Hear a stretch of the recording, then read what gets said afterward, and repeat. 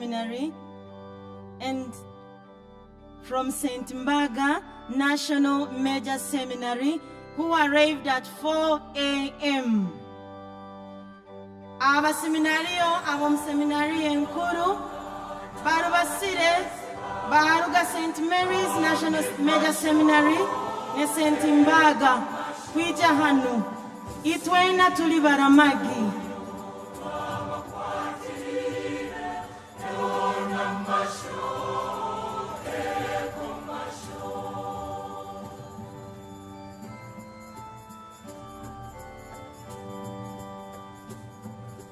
The procession has started.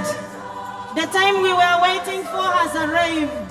Brothers and sisters, let us raise. Lekitwena tuemere. Simameni mandugu.